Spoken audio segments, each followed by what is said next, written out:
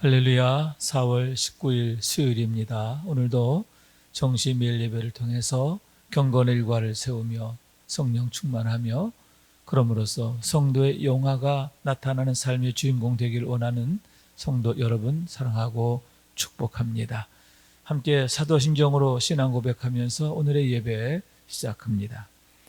전능하사 천지를 만드신 하나님 아버지를 내가 믿사오며 그 외아들 우리 주 예수 그리스도를 믿사오니 이는 성령으로 잉태하사 동정녀 마리아에게 낳으시고 본디오 빌라도에게 고난을 받으사 십자가에 못 박혀 죽으시고 장사한 지 사흘 만에 죽은 자 가운데서 다시 살아났으며 하늘에 오르사 전능하신 하나님 우편에 앉아 계시다가 저리로서 산자와 죽은 자를 심판하러 오시리라.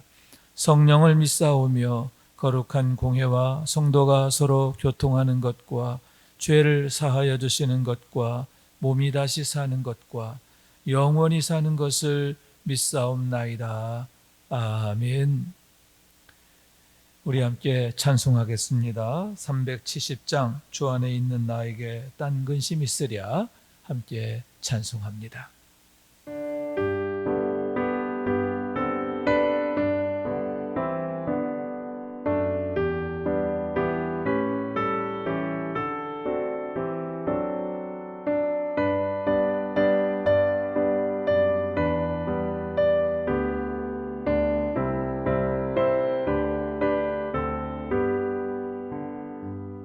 주 안에 있는 나에게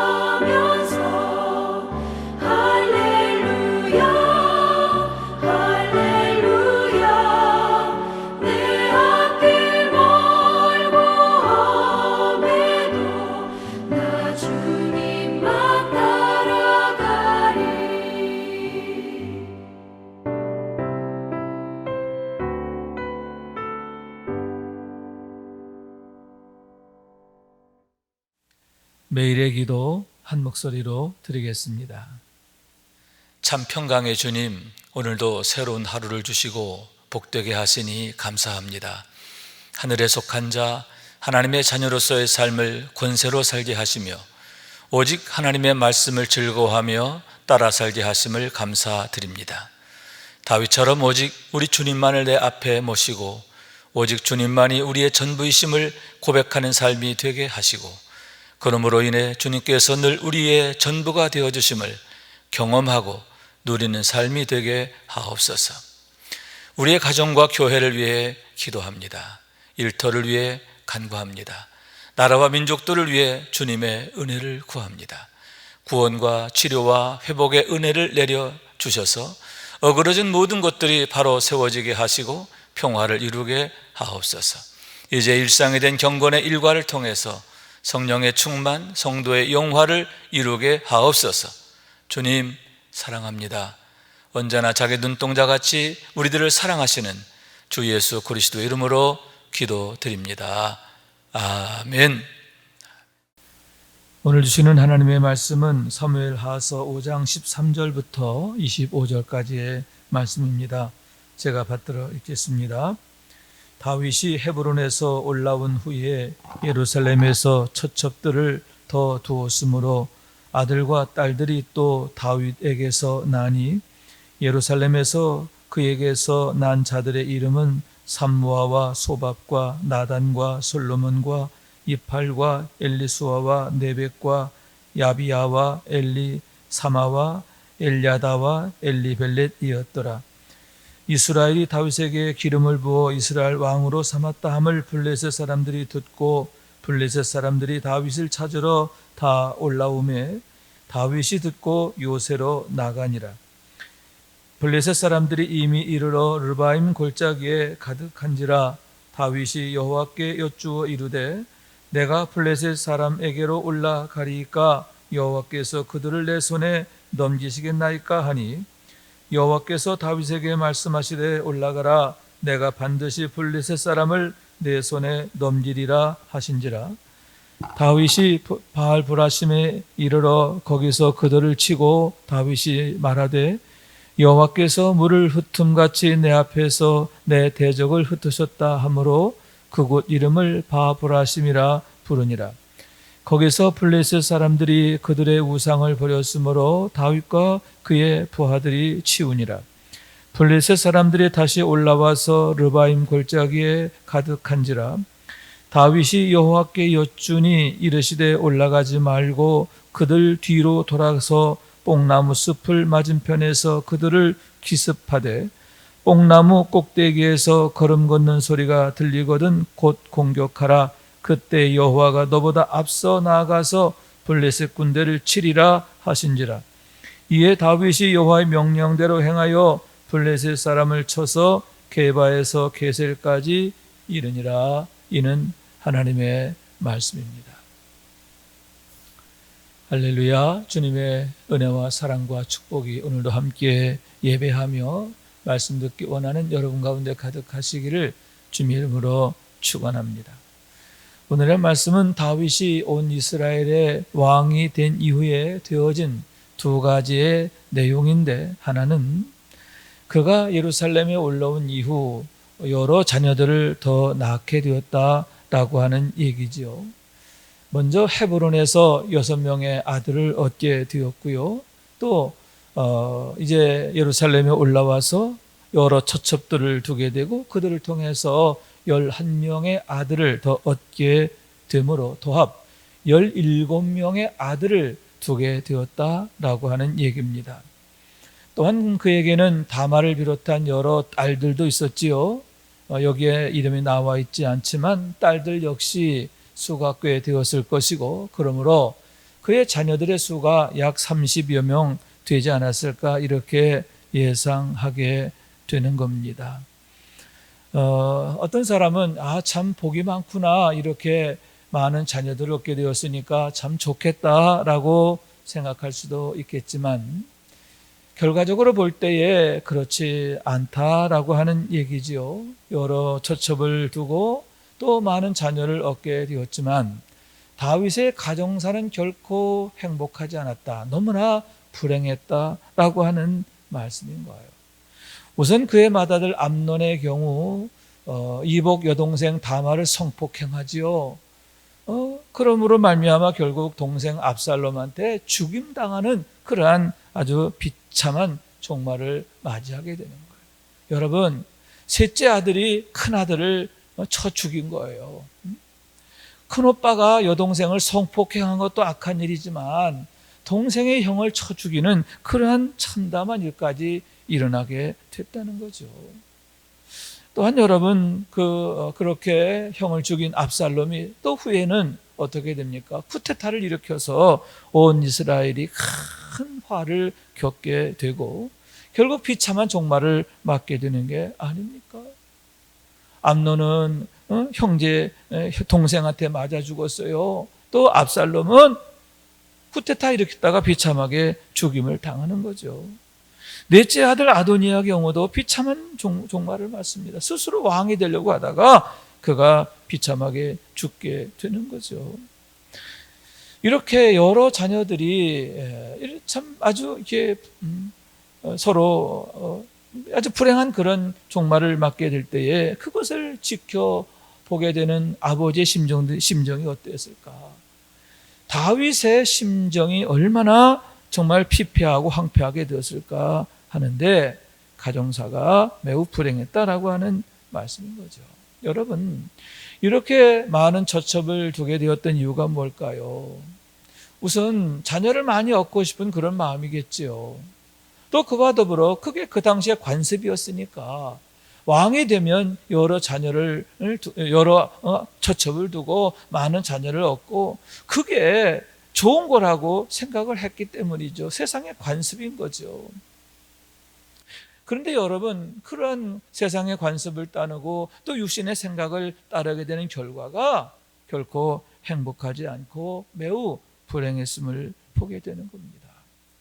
여러분, 이러한 다윗의 불행한 전철을 솔로몬도 따르게 되는데 결국 여러분 솔로몬이 초기에는 아주 훌륭했습니다만 말년에 비참하게 되잖아요. 이유가 뭐냐? 가정에서부터 문제가 생긴 거예요. 여러분, 가정을 바로 다스려야 돼요. 가정을 바로 세워야 돼요. 그런 의미에서 여러분, 이삭의 가정 참 아름답지 않습니까? 이삭은 일평생 리브가 한 여인만을 사랑해요. 그리고 여러분, 그를 통해서 쌍둥이 아들이 태어나지 않습니까?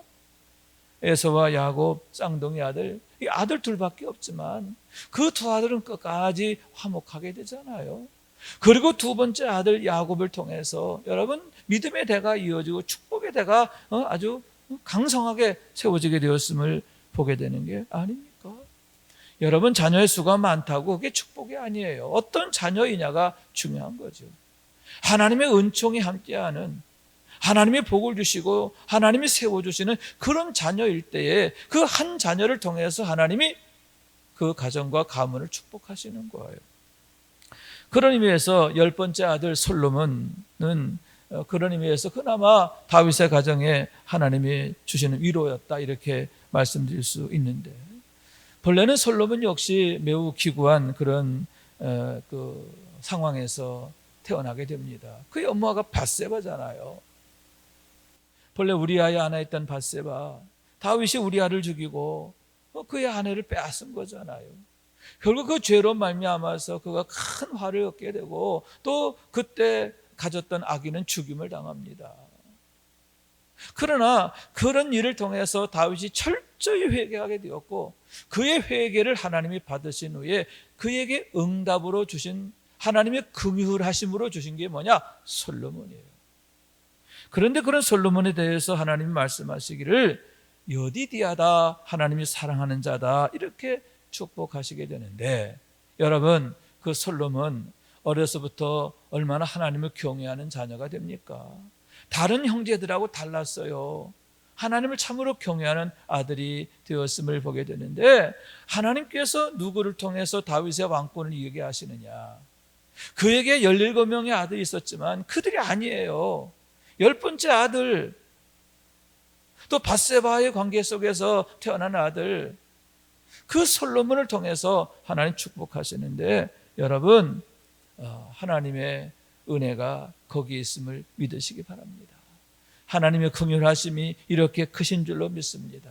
아울러서 여러분 불행한 사연을 통해서 태어나게 되었다 하더라도 그가 믿음으로 세워지게 될 때 하나님은 그의 과거를 묻지 아니하시고 어떻게 해요? 그를 통해서 은혜를 주시고 역사하시잖아요. 다윗의 왕권을 이어가게 하시잖아요. 그리고 그를 통해서 하나님의 성전을 짓게 하시는데 여러분 솔로몬 그가 얼마나 하나님 앞에 경건한 사람이었는가. 여러분 이렇게 하나님이 사랑하시는 자, 하나님께 믿음으로 세워지는 자, 우리 자녀들이 이렇게 믿음으로 세워져야 하고 하나님의 사랑 안에 세워져야 할 줄로 믿습니다. 하나님이 사랑하시는 여디디아가 되어야 한단 말이에요. 그래서 여러분 우리 자녀들을 통해서 하나님의 은혜의 때가 활짝 열리고 축복의 시대가 활짝 열려지게 되기를 주님의 이름으로 축원합니다. 두 번째 얘기는 17절부터 25절까지의 말씀인데 다윗이 아직 예루살렘으로 도읍지를 옮기기 전에 상황임을 보게 되는 거죠. 그가 온 이스라엘의 왕이 되었어요. 그렇지만 아직 헤브론에 머물고 있을 때의 상황인 것을 보게 되는 겁니다. 17절의 말씀에 보면 블레셋 사람들이 이스라엘을 침략하게 되었음을 보게 되는데 아직 다윗의 왕권이 안정되지 않은 것을 보고 이제 공격해 오게 되었다라고 하는 얘기입니다. 그래서 18절의 말씀에 보면 르바임 골짜기에 가득하니라 이렇게 말씀하고 있는 거예요. 자, 블레셋이 쳐들어와서 르바임 골짜기에 가득하게 됐는데 이 르바임이라고 하는 곳이 어디냐 하면은 예루살렘에서 남서쪽 바로 아래쪽에 있어요. 유다 지파와 베냐민 지파 경계 지역에 있는 그런 골짜기인데 골짜기 그러니까 뭐 난곡 뭐 이 정도 생각하는데 여러분 성경에서 말하는 골짜기는 그런 개념이 아니에요. 길이가 5km, 폭이 3km예요. 그러니까 뭐 대평원이죠. 여러분 혹시 이스라엘 성지순례 가신 분은 이제 아시겠지만 여러분 요단강 골짜기 어떻습니까? 요단강 그 주변에 두 산맥 사이에 아주 그냥 거대한 그런 평원이잖아요. 그게 골짜기 개념입니다. 길이가 5km, 폭이 3km 아주 넓은 평원인데 그 평원에 옥수수 농사가 주 작물이 되는 겁니다. 그래서 다윗을 찾으러 거기에 왔다 이렇게 말하고 있는데 그건 침략했다라는 의미가 되고요. 목적은 두 가지라는 거예요. 하나는 다윗을 굴복시키기 위해서, 다른 또 하나는 약탈을 위해서 그와 같이 블레셋이 올라오게 되었다라고 하는 말씀인 거예요. 자, 그랬을 때에 다윗이 어떻게 합니까? 그가 이제 내려가게 되는데 요새로 내려가니라 이렇게 말씀하고 있는 거예요. 다윗이 듣고 요새로 내려갔다라고 하는 거죠. 자, 그런데 내려갔다라고 하는 그 표현을 보게 되면 그 단어가 갖는 의미가 뭐냐? 매우 소극적이에요. 그러니까 내가 싸우러 가야 되겠다 하고서 막 그냥 가자! 싸우러 가자! 뭐 이런 뜻이 아니라 요새로 아주 은밀하게 내려갔다라고 하는 얘기입니다. 매우 신중하고 조심스러운 그의 대처를 보게 되는 거죠. 자, 그러면 왜 그렇게 했을까라고 하는 얘기인 거예요. 아직 하나님의 뜻을 얻기 전인 거거든요. 그렇기 때문에 그때까지 하나님이 응답이 임할 때까지는 매우 신중하고 조심스러운 다윗의 모습을 보게 되는 거예요. 그래서 요새로 내려가게 되는데 그때에 비로소 그가 먼저 하나님께 여쭙게 됨을 보게 되는 거죠. 19절 말씀입니다. 다윗이 여호와께 여쭈어 이르되 내가 블레셋 사람에게로 올라가리까? 이렇게 하나님께 여쭙게 되었음을 보게 되는 거예요. 내가 올라가리까? 그러면 하나님 여호와께서 그들을 내 손에 붙여주시겠습니까? 하고 여쭙게 되는 거죠. 무조건 나가 싸우는 게 아니에요. 먼저 하나님께 여쭙고 하나님의 대답을 듣고 움직이는 그의 모습을 보게 되는데, 그랬을 때 하나님이 대답하시는 거예요. 여호와께서 다윗에게 말씀하시되 올라가라, 내가 반드시 블레셋 사람을 내 손에 넘기리라 하시니라. 아멘. 자, 그럼 대답을 얻고 어떻게 합니까?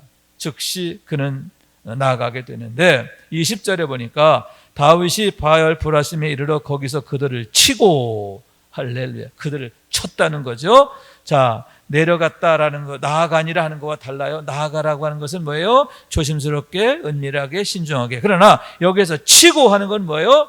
아주 맹렬하게 힘을 다하여 나가 싸우게 되었다라고 하는 거죠. 자, 그랬을 때 여러분 놀라운 결과가 나타납니다. 여호와께서 물을 흩음같이 그들을 흩어버리셨다. 그래서 바알 브라심이라 이렇게 이름하게 되었음을 보는데, 그곳의 이름을 그 승리한 장소, 그 르바딤이 되겠죠. 르바임 골짜기를 바알 브라심이라 이렇게 명명하게 되었는데, 그 뜻이 뭐냐? 바알이라는 뜻은 주라는 뜻이에요. 그리고 브라심은 흩으셨다, 돌파하셨다. 하나님께서 블레셋을 흩어버리셨다, 돌파하셨다. 하나님이 이 싸움을 이기게 해주셨다. 하나님이 싸워주셨다. 이런 의미인 거죠.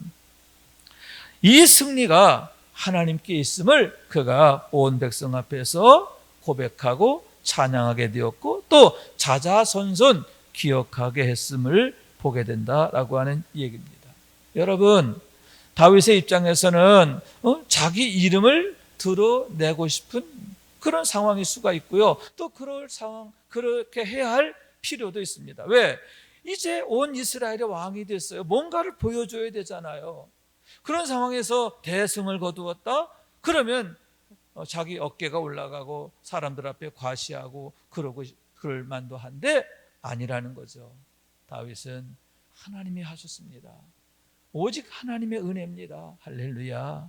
이렇게 고백하고 찬양하고 감사하고 또 모든 사람으로 하여금 그것을 기억하게 했음을 보게 되는 겁니다. 그러면서 그때 블레셋 사람들이 버리고 간 우상들, 여러분 여기서 우상들은요 나무떼기가 아니에요. 당시 블레셋 사람들이 갖고 가지던 우상은 그들을 신주 단체처럼 여기던 그 우상들이 내 목숨을 지켜준다라고 여겼던 것들인데, 금으로 만든 것, 은으로 만든 거란 말이죠. 진지한 보석들이에요. 그런데 어떻게 했다? 다윗과 그의 부하들이 치우니라. 여러분, 과거 사울은 어떻게 합니까? 싸워서 이기고 나서 좋은 것들은 다 그냥 숨겨두잖아요. 약탈하잖아요. 아니에요. 다윗은 치워버렸다. 할렐루야. 이게 사울과 다윗이 다르는 거죠. 자, 그랬을 때 여러분 22절 말씀은 다시 또 올라오게 되는 것을 보게 됩니다. 다시 또 올라왔어요. 블레셋이 다 또 쳐들어왔어요. 다윗이 또 여쭙습니다. 그때 그러자 하나님 이번에는 다른 방법을 말씀하시는데, 올라가지 말고 그들 뒤로 돌아서 뽕나무 숲을 맞은편에서 그들을 기습하라, 이렇게 말씀을 하시는 것을 보게 되는 거예요. 첫 번째 방법은 뭐예요? 전공법, 가서 쳐라, 그냥 아주 그냥 그 때려 부셔라. 이번엔 뭐예요? 뒤로 돌아가지고 기습을 해라, 이런 방법으로 말씀하시는데, 여기서 중요한 게 뭐냐 하면은 24절 말씀이에요. 그때 여호와가 너보다 앞서 나가서 블레셋 군대를 치리라 하신지라. 자, 네가 숲을 뒤로 가면 뽕나무 밭 앞에 있을 거야. 그러면 그때 뽕나무 밭 위에서 발걸음 소리가 들리면 곧 가라, 이렇게 말씀하셨습니다. 그 발걸음 소리는 무엇입니까? 하나님께서 찾아오시는, 하나님께서 당신의 천군을 거느리고 가시는 그런 모습이 되는 거죠. 하나님께서 말씀하시는 거예요. 내가 너보다 앞서가서 블레셋 군대를 치리라. 할렐루야. 여러분, 그랬을 때 놀라운 결과가 나오죠. 25절, 이에 다윗이 여호와의 명령대로 행하여 블레셋 사람을 쳐서 게바에서 게셀까지 이르니라. 자, 게바라고 하는 곳은 어디냐 하면은 바로 르바임 골짜기 위쪽에 있는 그 내륙 지방이에요. 이 게셀이라는 곳은 어디냐 하면은 블레셋 국경이에요. 그러니까 24km 정도 거리가 되는데 24km 거리를 갖다가 쫓아가면서 그들을 이제 쳐부수게 되고, 그들이 아주 그냥 죽을 똥 살똥해 가면서 꽁지가 빠져라 블레셋 땅으로 도망가게 됐다. 대승을 거두게 된 거죠. 대승을 거두게 되었고, 이스라엘이 이제 자기들의 그 힘을 회복하게 되었고 빼앗긴 땅 다시 다 되찾게 되었음을 보게 되는 거죠. 자, 여기서 우리는 놀라운 영적 비밀을 보게 되는데, 그게 뭐냐 하면은, 첫 번째 때에는 너희가 가서, 하나님은 네가 직접 가서 싸워라 이렇게 말씀하셨어요. 그런데 두 번째 상황에서는 하나님이 친히 앞서가서 싸워주시는 그런 것을 보게 되는 거죠. 하나님께서 다윗을 위해서 더 적극적으로 일하시는 것을 보게 돼요.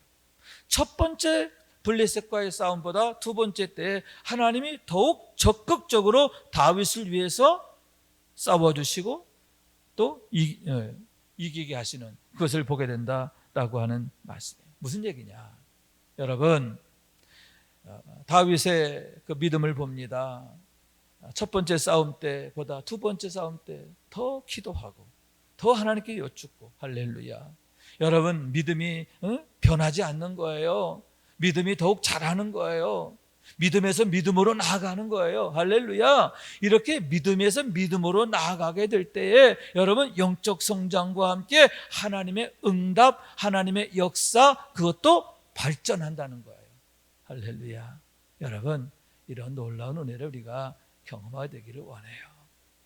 우리의 믿음이 자라기를 원합니다. 믿음에서 믿음에 이르게 되기를 원해요. 그럼을 통해서 하나님이 우리에게 주시는 은혜가 더욱 풍성해지고 더욱 각별해지고 더욱 세밀하게 되고, 할렐루야.